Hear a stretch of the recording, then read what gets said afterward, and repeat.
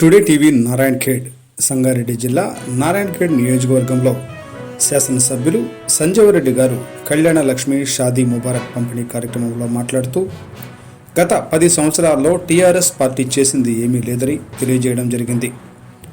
మిగులు బడ్జెట్లో ఉన్న రాష్ట్రాన్ని అప్పుల పాలు చేసిందని తెలియజేస్తూ కనీసం పెండింగ్లో ఉన్న బడ్జెట్ ఖాళీ చేసి కళ్యాణ లక్ష్మి ఇవ్వలేకపోయారు. కాంగ్రెస్ ప్రభుత్వం అధికారంలోకి వచ్చిన తర్వాత అప్పులన్నీ సరిచేస్తూ పేదవారికి కళ్యాణ లక్ష్మి చెక్కులను పంపిణీ చేయడం జరిగింది. ముఖ్యమంత్రి రేవంత్ రెడ్డి నాయకత్వంలో 6 గ్యారంటీ పథకాలను తప్పకుండా అమలు చేస్తామని, ఎంత ఖర్చు అయినా పర్వాలేదు 6 గ్యారంటీలను తప్పకుండా అమలు చేస్తామని తెలిపారు.